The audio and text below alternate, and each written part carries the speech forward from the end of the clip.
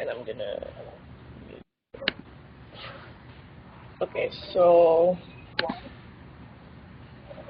one second.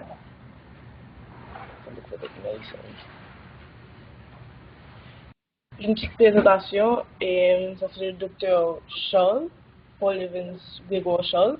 Il a étudié à FMP et à UEH, et il a sa spécialité médecine interne. Et aujourd'hui, il va présenter le sujet de l'évaluation périopératoire. Donc, vous pouvez commencer, docteur. Ok. Bonjour tout le monde, et je sais qu'on a des difficultés avec la connexion aujourd'hui. Donc, si en cours de route, vous nous perdez, et envoyez un texte, et comme ça, on pourra essayer de s'adapter. Et donc, le sujet pour aujourd'hui, c'est la prise en charge périopératoire et l'évaluation des risques de complications cardiovasculaires. Donc, nos objectifs seront d'essayer de reconnaître les traits cliniques qui augmentent les risques de complications cardiovasculaires et cérébrovasculaires chez un patient donné. Et reconnaître si les données statistiques actuelles supportent l'utilisation routinière de tests comme ECG, échocardiographie, etc. pour diminuer ces risques. Et puis discuter les recommandations de certaines instances internationales comme le Collège américain de cardiologie et sur l'évaluation des risques cardiovasculaires préopératoires. Donc, en général, on estime qu'il y a environ 230 millions d'interventions chirurgicales effectuées dans le monde chaque année. Et donc, en moyenne, c'est 630 000 par jour. Et de ces 230 millions de patients, environ 53 millions d'entre eux souffrent de maladies cardiovasculaires ou en ont les risques facteurs. Et les complications cardiovasculaires et cérébrovasculaires comptent pour plus d'un tiers des décès périopératoires. Maintenant, et juste pour clarifier, quand on parle de complications cardiovasculaires et cérébrovasculaires, on se réfère à quoi exactement? Premièrement, toute chirurgie comporte un certain risque, mais les risques dont on a plus peur sont l'infarctus du myocarde post-opératoire, l'arrêt cardiaque, et l'ACV ou stroke ou même le décès. Donc, ces complications peuvent apparaître à n'importe quel moment. Et généralement, quand un chirurgien s'apprête à opérer un patient, ce patient est généralement référé à l'interniste pour que celui-ci puisse performer une évaluation et essayer d'estimer les risques pré- et post-opératoires, et tout dépend de l'âge du patient, de son histoire médicale, etc. Donc, on va essayer d'avancer au fur et à mesure et ça deviendra un petit peu plus clair. Maintenant, pourquoi est-ce que les complications cardiovasculaires sont aussi prépondérantes? C'est parce que la prévalence des maladies cardiovasculaires en général à travers le monde augmente chaque année. Et pourquoi? Par exemple, la sédentarité. Et la plupart du temps, je peux dire que les gens ne sont plus aussi actifs qu'ils étaient auparavant avec les réseaux sociaux, etc. Et la disponibilité de véhicules, de moyens de déplacement, en général à travers le monde, pas spécifiquement chez nous, et les gens ont plus tendance à rester inactifs. Maintenant, le problème global, c'est aussi que il y a une consommation excessive de sucre, de sel, etc. Et plus de gens souffrent d'hypertension et de diabète. Et donc, les maladies coronariennes sont de plus en plus fréquentes. Donc, comme je l'avais dit tantôt, les complications cardiovasculaires et cérébrovasculaires auxquelles nous allons nous référer au cours de cette présentation sont spécifiquement l'infarctus du myocarde et l'ACV au stroke, et puis les décès. Donc, cette graphe a été tirée du journal JAMA, et en anglais, c'est The Journal of the American Medical Association. Et on peut voir que, en jaune, par exemple, nous avons les décès, et en bleu, tout en haut, nous avons les complications cardiovasculaires et cérébrovasculaires en général. Et entre 2004 et 2013, on peut voir que la tendance est à la baisse. Et donc, peut-être que nous autres cliniciens, nous faisons un peu mieux en termes d'évaluation et en termes aussi de management des différents risques que ces patients présentent en préopératoire. Donc, généralement, quand nous devons évaluer un patient, par exemple, le malade s'apprête à avoir une chirurgie et il nous est référé et nous devons l'évaluer. Généralement, je crois qu'en général, les gens ont 3 fausses conceptions. Et la première, c'est que les facteurs de risque cliniques ne suffisent pas quand il faut évaluer les risques de complications cardio-cérébrovasculaires. Deuxièmement, et plus de tests, par exemple les ECG, les échocardiogrammes et les stress cardiaques d'effort, ici nous appelons ça stress test, sont effectifs à clairement identifier ceux qui vont souffrir de ces complications. Et puis, troisièmement, on pense souvent que, par exemple, revasculariser le patient. Si, par exemple, on estime que le malade a un problème de perfusion coronarienne, revasculariser le patient, placer un stent en préopératoire peut diminuer les risques d'infarctus du myocarde. Et c'est une misconception, on va essayer de le définir un petit peu plus clairement à travers la présentation. Maintenant, la première fausse conception, c'est que les facteurs de risque clinique ne suffisent pas quand il faut évaluer les risques de complications cardiovasculaires. Généralement, l'étape recommandée, l'étape à suivre quand on doit évaluer un patient, tout d'abord, il faut considérer quel est le type de chirurgie que le patient doit avoir. Deuxièmement, on regarde les caractéristiques cliniques du patient, ses capacités fonctionnelles, les facteurs de risque, par exemple, est-ce que le patient est hypertendu, est-ce que le patient est diabétique, s'il est diabétique, est-ce qu'il est traité avec des antiglycémiques et des médicaments oraux comme la metformine, la glyburide, ou est-ce que le patient est sous insulinothérapie. Maintenant, quand il faut évaluer le type de chirurgie, toutes les chirurgies ne comportent pas le même niveau de risque. On a des chirurgies à haut risque, des chirurgies à risque intermédiaire et des chirurgies à bas risque. Maintenant, les chirurgies à risque faible, je pense que ça va de soi, toutes les procédures superficielles, par exemple, et l'extraction de lipome et l'extraction de cataracte, chirurgie du sein, les procédures obstétricales, etc. Par exemple, nous n'avons jamais vu un obstétricien gynécologue penser qu'il faut évaluer un patient à fond avant une césarienne, par exemple. Sauf si la patiente est anémique, mais se soucier du cœur en général chez une patiente jeune, et généralement, ce n'est pas le cas. Maintenant, nous avons des chirurgies à haut risque. Les interventions concernant les gros vaisseaux, par exemple, si on doit opérer sur le cœur, sur le tronc aortique, et sur les gros vaisseaux et au-dessus du pubis, c'est une chirurgie à haut risque. Et toute chirurgie d'urgence, par exemple, si on a un polytraumatisé présenté aux urgences avec qu'on doit amener à la salle d'opération de toute urgence, c'est par définition une chirurgie à haut risque parce que c'est un patient duquel on ne connaît rien, nous n'avons aucune information, nous n'avons aucun background. Et donc, en essence, c'est une chirurgie à haut risque. Maintenant, nous avons les chirurgies intermédiaires, par exemple, les chirurgies orthopédiques, une prostatectomie et une chirurgie de la tête et du cou. Et généralement, ce sont des chirurgies à risque intermédiaire. Maintenant, encore une graphe tirée de JAMA. Et vous pouvez voir, par exemple, les risques de complications liées à chaque type de procédure et pour 100 000 chirurgies, par exemple. Et les chirurgies vasculaires, comme cela peut être anticipé, et figurent en tête de liste. Maintenant, les chirurgies du thorax et les transplantations, etc. Et tout en bas, nous avons les chirurgies obstétricales, gynécologiques, chirurgie du sein, etc.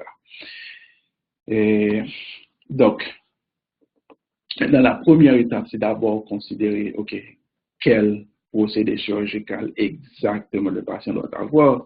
Maintenant, deuxième point, il faut regarder le patient lui-même, OK, les caractéristiques cliniques du patient. Et maintenant, au jour de l'évaluation, on se pose des questions clés. Premièrement, ce patient, est-ce qu'il a une condition cardiaque active? Par exemple, si le patient a des douleurs thoraciques actives, donc peut-être qu'il a une ischémie instable, peut-être qu'il est en train d'avoir un infarctus du myocarde, donc maintenant c'est trop dangereux, ce n'est pas le moment d'emmener ce patient à la salle d'opération. Maintenant, si le patient a une insuffisance cardiaque décompensée, par exemple, et il est œdémateux, et dyspnéique, etc., et il faudrait au préalable procéder à une diurèse, lui donner un peu de furosémide et éliminer un peu d'excès de fluide et puis stabiliser la condition avant d'amener le malade à la salle d'opération. Et si le patient a une arythmie, des conditions valvulaires instables, etc., une sténose aortique, une sténose mitral, par exemple, et ces conditions doivent être stabilisées d'abord, et s'il ne s'agit pas d'une chirurgie d'urgence, bien sûr. Maintenant, on regarde aussi la capacité fonctionnelle du patient, par exemple. Et c'est logique. Si on a deux malades, lequel des deux peut-on espérer et avoir un retombé positif d'une chirurgie quelconque? Le patient qui est fonctionnel, qui est jeune, qui est actif, ou bien le patient qui est alité, faible, dénutri, etc. Donc, ça va de soi, on doit regarder la capacité fonctionnelle du patient et généralement, on se pose des questions très simples. Est-ce que le patient peut monter des marches d'escalier? Est-ce qu'il peut marcher sur un sol plat à une vitesse d'environ 6,5 km par heure? Est-ce qu'il peut courir sur une courte distance? Est-ce qu'il peut effectuer des tâches ménagères? Par exemple, si le patient va au supermarché et qu'en revenant, il peut décharger son sac et transporter ce qu'il aura acheté, je ne sais pas, du taxi ou bien de la camionnette ou bien de sa voiture personnelle jusqu'à sa maison, c'est un patient qui est fonctionnel. Si le patient peut pratiquer un sport léger, n'importe lequel, généralement c'est un patient qui a une capacité fonctionnelle acceptable. Maintenant, ces évaluations peuvent être un peu subjectives. Par exemple, je peux estimer personnellement qu'un patient a une capacité fonctionnelle acceptable et un autre clinicien peut penser différemment. Donc, c'est pour ça, en général, ici, ils ont inventé des outils, je dirais, pour essayer de minimiser la subjectivité et essayer d'uniformiser les évaluations. Donc, ces outils peuvent aisément être accédés en ligne. On va sur Google, on tape par exemple RCRI, Revised Cardiac Risk Index, et on peut par exemple juste entrer les données. Donc je vais vous montrer exactement ce à quoi non. J'ai ça sur ma différente présentation. Donc, généralement, on a des questions simples à répondre. Quel est le type de chirurgie? Est-ce qu'il s'agit d'une chirurgie à haut risque, à risque intermédiaire ou à bas risque? Et maintenant, on pose des questions sur l'histoire du patient. Est-ce que le patient a une cardiopathie ischémique, une insuffisance cardiaque congestive, et un stroke, insulinothérapie, insuffisance rénale, etc. Donc maintenant, si la réponse à toutes ces questions est non, le risque est moindre. Maintenant, autant de facteurs de risque pour lesquels on répond oui, donc le risque est naturellement plus élevé. Donc, par exemple, ici, on a un graphique, qui essaie de démontrer tout cela. Par exemple, pour un patient qui a aucun facteur de risque, on peut dire que ce patient-là a environ 3,9% de chance d'avoir une complication cardiovasculaire majeure, à savoir infarctus du myocarde, arrêt cardiaque ou mort dans les 30 jours après la chirurgie. Donc, si vous me permettez, je vais essayer de tirer mon autre slide here. Donc, on parlait du RCRI Et donc, je vais vous montrer exactement comment ça apparaît en ligne, par exemple. Et nous avons les questions, et puis il y a un onglet, et puis on peut cliquer, répondre oui ou non pour chaque question posée. Et puis, juste en bas, on peut calculer le risque. Maintenant, le risque est calculé sur le risque d'arrêt cardiaque, d'infarctus du myocarde ou de décès, comme je l'ai dit tantôt, 30 jours jusqu'à 30 jours après l'intervention chirurgicale. Maintenant, plus de facteurs de risque, plus de questions pour lesquelles on répond oui, les risques peuvent monter jusqu'à 15%. OK? Et un autre outil qu'on utilise ici, c'est le ACS NESQUIP. Et celui-là un petit peu plus détaillé parce que on pose des questions relatives à la procédure elle-même, et s'il y a des alternatives, d'autres alternatives à la chirurgie qu'on peut explorer. Maintenant, pour les questions cliniques et relatives aux patients, elles sont au nombre de 21. Et elles touchent un petit peu tout, l'âge du patient, le sexe, capacité fonctionnelle, etc. Et poids, et BMI, Body Mass Index, et est-ce que c'est un patient qui est sur dialyse, etc. Et maintenant, les réponses qu'on a et à partir du ACS NESQUIP sont un petit peu plus détaillées. Par exemple, on vous donne le risque moyen pour tous les patients de ce groupe d'âge qui ont cette procédure, et puis on vous donne les risques spécifiques aux patients et pour lesquels vous vous apprêtez à faire l'intervention. Et puis, les complications sont de tout ordre, et pas seulement les complications cardiovasculaires, par exemple les risques de pneumonie, les risques d'infection chirurgicale, les risques d'infection urinaire, de thrombose veineuse profonde, d'insuffisance rénale, etc. C'est un petit peu plus détaillé, mais je dois vous dire qu'en général, peut-être que parce que le Revised Cardiac Risk Index, le premier dont je vous ai parlé, un petit peu plus facile à utiliser et moins de questions, c'est un petit peu moins encombrant, et que les deux en général, lorsqu'on les compare, ils performent de manière similaire pour prévoir les risques dont on a plus peur, parce que en général, ce dont on a peur le plus, c'est que le patient meurt. Et maintenant, en général, les deux performent de manière identique, donc ça fait que le Revised Cardiac Risk Index Score est un petit peu plus populaire. Celui-là est un petit peu plus souvent utilisé, et du moins dans mon entourage. Et, donc, c'est la première, on a parlé de la première post-conception. Et la deuxième, c'est que les tests comme échocardiogramme, ECG, etc., et les tests cardiaques d'effort, stress test, peuvent identifier de manière précise les patients qui ont une complication cardiovasculaire.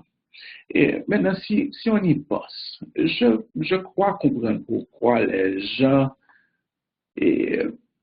ont tendance à croire que plus de tests et performer plus de tests leur permettra d'identifier quel patient est plus à risque.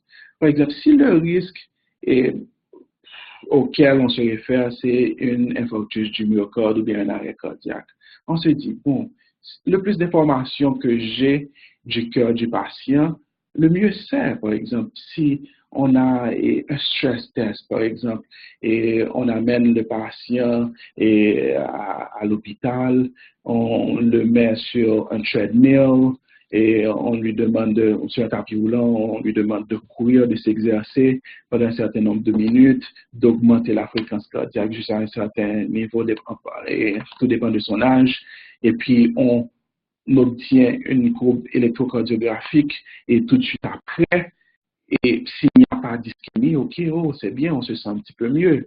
Et par exemple, on peut ne pas le faire avec l'effort, avec l'exercice, on peut le faire avec un médicament, par exemple la dobutamine, par exemple, et l'injecter au patient, augmenter l'activité inotropique du corps, augmenter la consommation d'oxygène du muscle cardiaque, et que si le patient performe très bien et qu'on n'a aucun signe d'ischémie et sur le CG ou bien sur l'autre modalité d'imagerie, par exemple, et la médecine nucléaire, par exemple, et qu'on utilise CG aussi, bon, on se sent bien. Mais malheureusement, les études ne le supportent pas, ne supportent pas cette tendance. Et par exemple, un électrocardiogramme. C'est raisonnable d'obtenir un électrocardiogramme en général pour la majorité des patients. Par exemple, si le patient a une histoire de cardiomyopathie ischémique, et si c'est un patient pour lequel on va effectuer une chirurgie à haut risque ou à risque intermédiaire, c'est OK, c'est raisonnable. Mais par exemple, si le patient doit avoir une extraction de cataracte, si le patient doit avoir une lipomectomie, c'est pas nécessaire d'obtenir un électrocardiogramme. C'est pas nécessaire d'obtenir un électrocardiogramme pour un patient pour lequel on s'apprête à performer une section césarienne, par exemple, assumant que ce n'est pas une grossesse pathologique et que le patient est jeune et en bonne santé. Et donc, ECG, c'est OK. Si on obtient un ECG pour la majorité des patients qui ont une chirurgie à risque et considérable, that's fine. Personne ne peut juger au critique pour ça. Maintenant, pour l'échocardiogramme, je crois que l'application est plus limitée. Par exemple, si on a un patient qu'on sait souffre d'insuffisance cardiaque et décompensé, que le patient a une dyspnée aiguë, ou bien le patient a gagné du poids de plusieurs livres et sur une courte période de temps, et s'il y a une indication clinique et qu'on veut se demander quelle est la fraction d'éjection de ce patient, on peut obtenir l'échocardiogramme. Mais l'échocardiogramme de routine, pour n'importe qui, ce n'est pas recommandé. Maintenant, pareil pour le stress test. Je dis test cardiaque d'effort parce que je ne sais pas exactement quelle est la terminologie en français, donc j'espère que vous comprendrez. Et pour le stress test, regardez, par exemple, en rouge ici. Et là, on appelle ça PPV, Predictive Positive Value. C'est que si le test est positif, quelle est la probabilité que le patient aura vraiment une complication cardiovasculaire majeure après la chirurgie? C'est ça, c'est ce qu'on appelle positive predictive value. OK, ou dit test positif, ça veut dire malade, ça, si m'opérer sur les valves, un problème. Mais généralement, ces malades-là qui ont un stress test positif, en général, they do fine. Donc, PPV est tellement bas, OK, positive predictive value est tellement bas que généralement, OK, c'est pas recommandé de procéder à un stress test de manière routinière pour tous les patients. Donc maintenant, quelle est l'approche recommandée pour évaluer un patient qui doit avoir une chirurgie? Malade la vie jaune, OK? Première question, est-ce qu'il s'agit d'une chirurgie d'urgence? Si c'est une urgence, pas de temps pour évaluation, on n'a pas de temps à perdre, le malade va directement à la SOP. OK? Maintenant, si ce n'est pas le cas, ce n'est pas une urgence, OK, on se demande, est-ce que le malade a un problème cardiaque actif? Par exemple, douleur thoracique aiguë, dans le mouvement qu'on peut évaluer là, et une insuffisance cardiaque décompensée, et une arythmie, par exemple, est-ce que le patient est en fibrillation auriculaire avec une fréquence cardiaque de 150 ou de 260? Ou est-ce que le patient a une sténose mitrale sévère, par exemple, et qu'il est en OAP? Si c'est le cas, on prend une pause, on essaie de corriger ce problème d'abord avant d'envoyer le patient à la salle d'opération. Maintenant, si ce n'est pas le cas, on dit que ce n'est pas une urgence, le malade n'a aucune condition cardiaque active, OK, on va essayer d'estimer le risque lié au type de chirurgie et aux facteurs cliniques liés au patient, et comme using the RCRI ou bien le SCS script, et comme on l'avait montré un petit peu auparavant. Maintenant, si c'est low risk, let's say que c'est une chirurgie à risque faible, le patient est fonctionnel, lipome extraction de cataracte, chirurgie du sein, aucun test n'est nécessaire. On laisse le patient procéder à la chirurgie. Maintenant, si le risque est élevé, OK, par exemple, on calcule le risque et que c'est, let's say, 8, 9, 10, 15%, OK, donc on se demande quelle est la capacité fonctionnelle du patient. C'est vrai que c'est un chirurgien à haut risque, c'est vrai que le score calculé est un petit peu élevé. Maintenant, quelle est la capacité fonctionnelle du patient? Si c'est un patient actif qui a une capacité fonctionnelle acceptable, on peut aller directement à la chirurgie. Maintenant, si c'est un patient moribond, alité, dénutri, etc., donc là, on peut se poser la question. Maintenant, est-ce que si je performe un stress test sur ce patient, est-ce que ça va changer mon management? Si oui, je peux juste faire le stress test. Sinon, on peut toujours dire, hey, c'est un patient qui a un risque démesuré, le risque chirurgical est trop élevé. Emmener le patient à la salle d'opération sera fatal. Et donc, on recommande un traitement médical, un traitement conservateur. Donc, on voit ça presque tous les jours ici, par exemple, et on a des patients âgés et qui ont une chute et qui se fracturent la hanche ou bien l'épaule.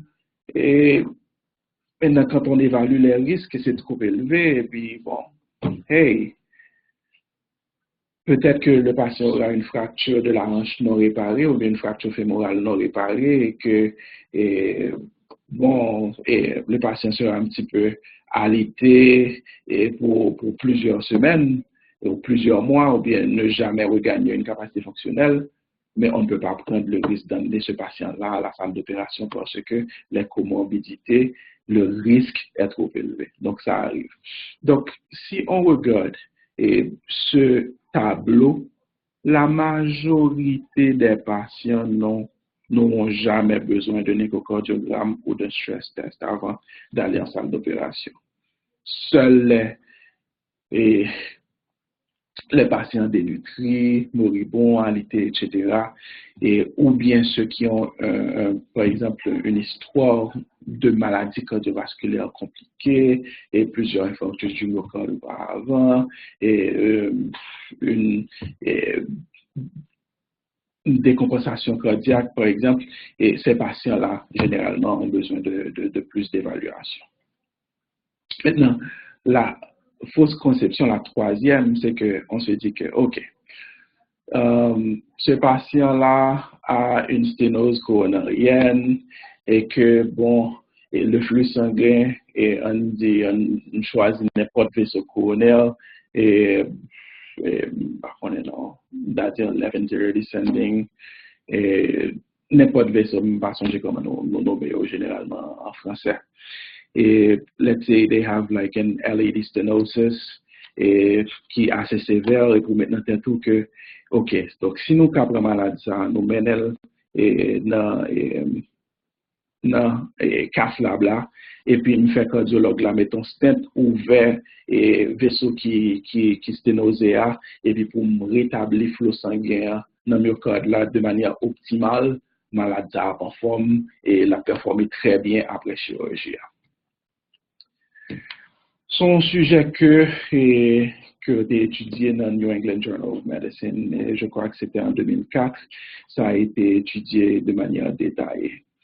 Et on a pris plus de 5000 patients qu'on a évalués en préopératoire et parmi eux, 510 patients étaient éligibles pour une revascularisation coronarienne, soit par stent ou bien par pontage coronarien. Donc, on les a divisés en deux groupes de manière aléatoire et des patients ont été dirigés vers le stenting ou le pontage coronarien. D'autres ont eu seulement un traitement médical. Et puis, on a évalué les deux groupes. Le seul donné qui a eu une signification statistique, c'était le temps de retard, je dirais, et pour la chirurgie. Par exemple, si le patient a un poutage coronarien, chirurgie à cœur ouvert, etc. Pour quitter on a rétabli, mais on va pas mener dans la salle d'opération en combien. Donc, on avait un retard significatif et pour les procédures chirurgicales. Maintenant, ceux qui n'avaient aucune intervention, évidemment, ils ont eu leur chirurgie de manière un petit peu plus précoce, etc. Maintenant, et pour ce qui est du risque de décès dans les 30 jours qui suivent l'intervention, les risques d'infarctus du myocarde, les risques de stroke, etc., aucune différence statistiquement significative. On a suivi ces patients sur une période de 6 ans après l'intervention. OK?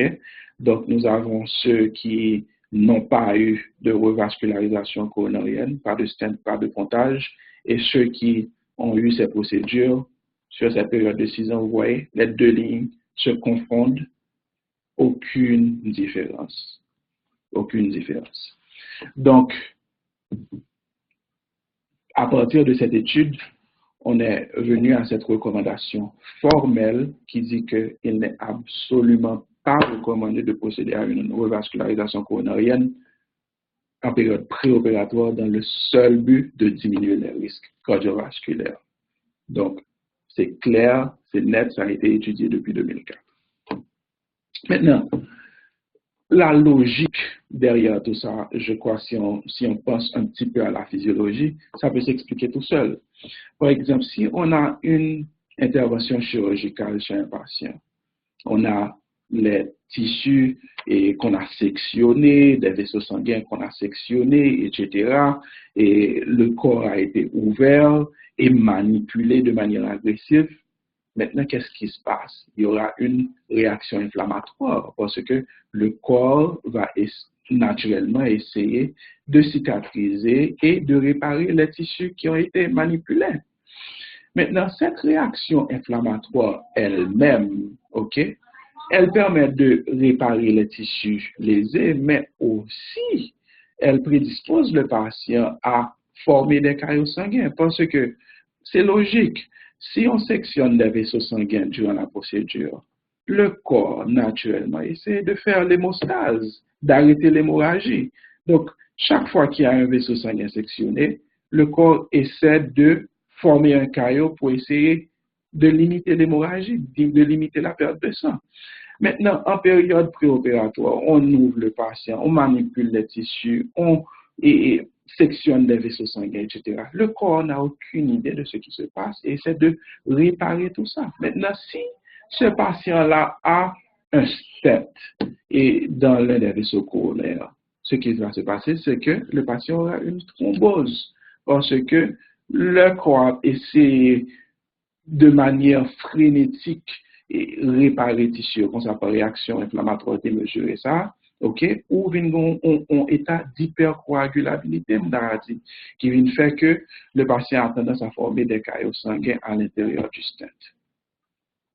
Généralement, après qu'un stent a été placé chez un patient, ce patient-là doit avoir un double traitement anti-agrégant plaquettaire. Généralement, c'est aspirine ou clopidogrel. Il y a d'autres agents qu'on utilise ici et qui sont un petit peu plus récents.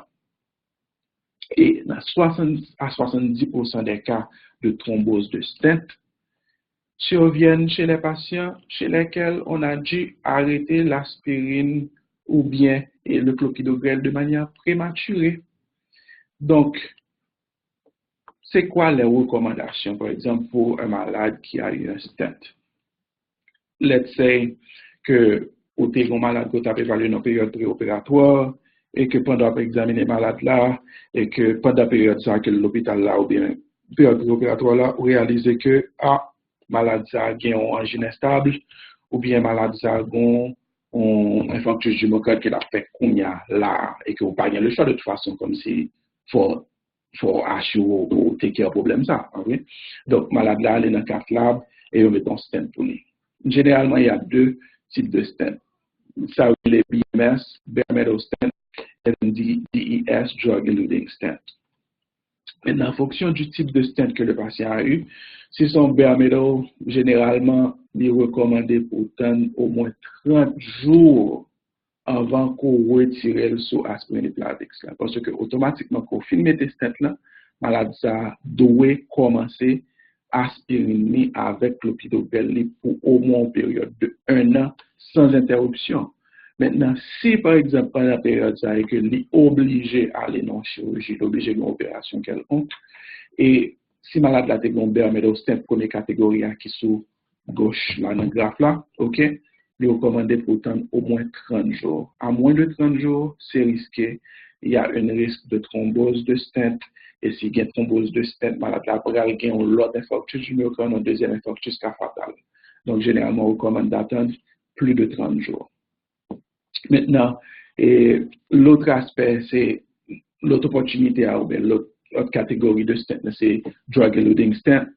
Et pour cette catégorie de stent, il est recommandé d'attendre au moins 6 mois avant que ou qu'à interrompre aspirine ou bien clopidogrel.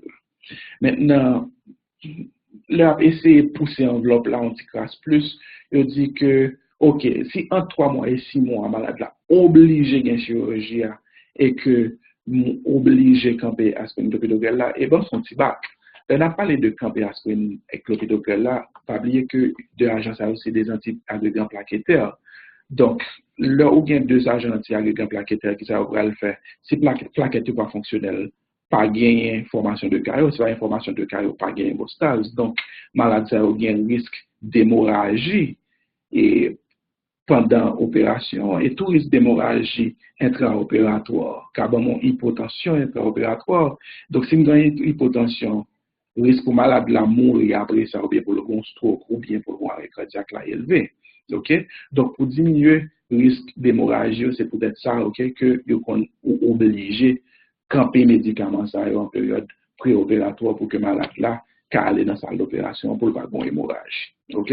Donc, ça veut dire, si malade là, pas obligé de gagner un step que vous mettez du tout pour pas pour obliger de deal avec décision de continuer ou bien camper aspirine avec clopidogrel là, fine, better.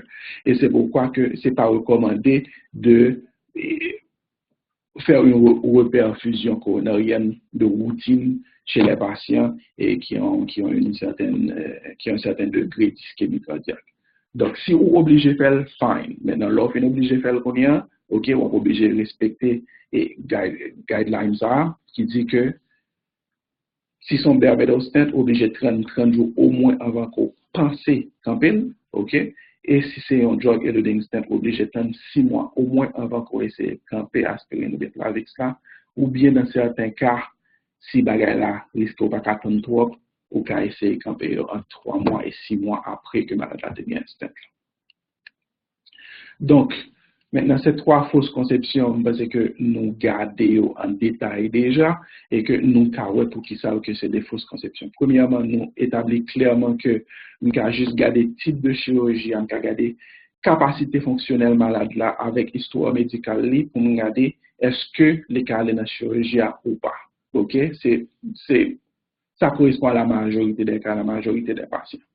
Maintenant, nous avons aussi démontré que les tests non invasifs comme ECG, échocardiogramme, etc., ne doivent pas être faits de manière routinière. OK? Et ECG, fine, personne ne va crucifier ou faire ça, mais échocardiogramme et stress test, et il y a des indications spécifiques. Et vaut mieux que papa malade là, court ça, fait le payer pour des tests qui ne sont pas nécessaires, et s'il ne pas changer rien, non, et retomber chirurgical. Et puis, troisièmement, nous avons aussi démontré que revasculariser, placer un stent ou bien performer un pompage coronarien en période préopératoire ne contribue pas nécessairement à diminuer le risque de complications cardiovasculaires majeures. Maintenant, un petit cas clinique bien rapidement. Et si on a un homme de 65 ans, OK, qu'on évalue avant une herniorrhapie inguinale, OK, et ce patient est asymptomatique, aucun symptôme, qu'il est actif, il circule en vélo à travers la ville et il a une histoire de diabète type 2 et il est sur insulinothérapie et il a une hypertension artérielle. Examen physique normal, ECG normal et créatinine 1.2. Maintenant, la chirurgie c'était une herniorrhapie inguinale. Qu'est-ce que nous pensons? Est-ce que c'est une chirurgie à haut risque, risque intermédiaire ou bien faible risque? Dans les dit faible ou intermédiaire, right? Et maintenant, le n'a calculé, par exemple, RCRI pour malade, ça, Revised Cardiac Risk Index Score.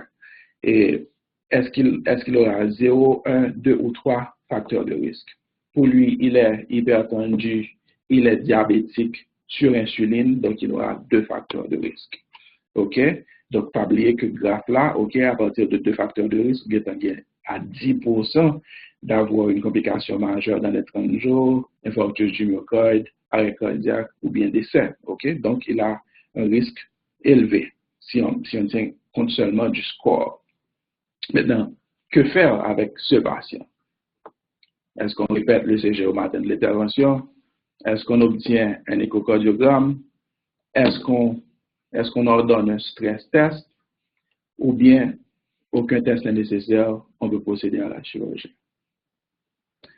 Et nous souhaitons que nous tous pensions ça, c'est dernière option. Hein? Aucun autre test n'est nécessaire parce que, certes, le risque est un petit peu élevé, mais le patient a une capacité fonctionnelle acceptable, décente, donc aucun besoin de procéder à aucun autre test. Il peut aller avoir une réparation de son hernie. Et donc, pas oublier, juste une petite récapitulation, on a retourné sur le tableau, c'est encore qui est important, OK? Si le patient se présente aux urgences, si c'est une chirurgie d'urgence, pas de temps pour évaluation, go to the OR. Si c'est si malade est en condition cardiaque active, douleur thoracique, dyspnée, insuffisance cardiaque décompensée, etc., ou stabiliser avant qu'on considère une salle d'opération. Donc, si ce n'est pas urgent, si pas aucune condition cardiaque active, on essaie de procéder à une estimation des risques. Donc, utiliser une note avec une dire, ou bien ici à ce scope là. Ces risques-là, le chirurgical là faible, aucun test n'est nécessaire, proceed to surgery. Si risque là élevé, OK, troisième bagage qu'on regarde qu'on y a, OK, capacité fonctionnelle malade là. Est-ce que le patient peut monter des marches d'escalier? Est-ce que le patient peut marcher sur un sol plat et à une vitesse d'environ 6,5 km à l'heure? Est-ce que le patient peut courir sur une courte distance? Est-ce que le patient pratique un sport? Est-ce que au contraire, c'est un patient moribond ou alité? OK? Si le patient a une capacité fonctionnelle acceptable, no need for further testing. On n'a pas besoin de répéter d'autres tests. Le patient peut aller directement à la salle d'opération. Maintenant, si le patient est au contraire à risque élevé et moribond, là maintenant, on se pose des questions. Que faire? Est-ce qu'on doit faire une revascularisation et retarder la chirurgie de plusieurs mois? Ou bien est-ce qu'on se dit, bon, OK, ce patient a un risque trop élevé et pas question de l'emmener à la salle d'opération et n'a juste essayé de gérer de manière conservateur. Donc, en général, c'était ça ma présentation pour vous aujourd'hui et merci beaucoup. 10-15. Et donc, là maintenant, place à vos questions. Là maintenant, je pense pas que leur micro marche, je veux sûrement écrire les questions, si vous en avez. Et si vous avez des questions, vous pouvez les écrire et on va essayer de répondre.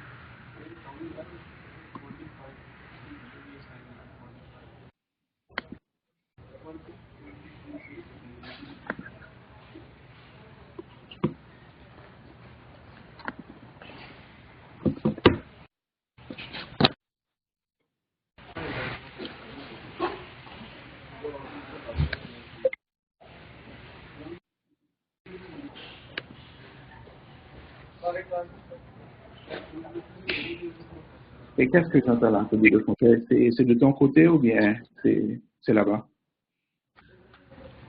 Pardon? J'entends un bruit de fond, c'est de ton côté ou bien c'est... Ah, ça c'est de mon côté. Ok. Je vais retirer mon micro. Je vais me déconnecter, donc si vous avez des questions, vous les écrire et vous pouvez déconnecter lorsque vous avez fini. Okay. Bonne journée. D'accord, merci beaucoup pour ton adresse.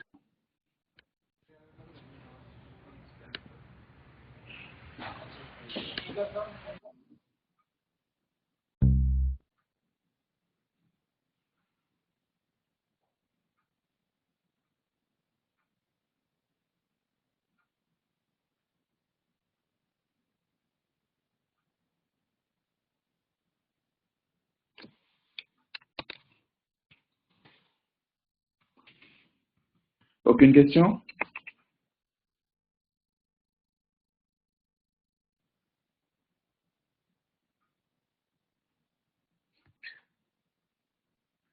All right, guys. Thank you. Nice talking to you. Take care. Have a good day now.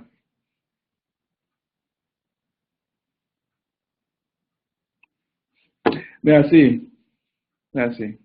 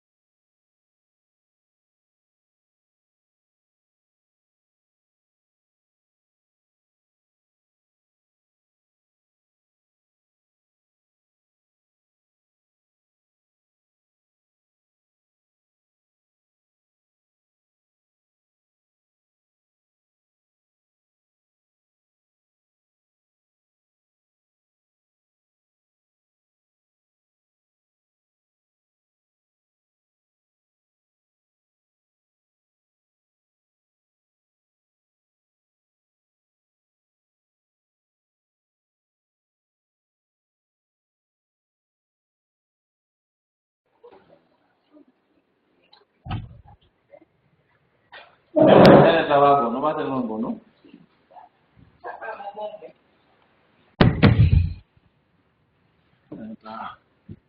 Ça va faire.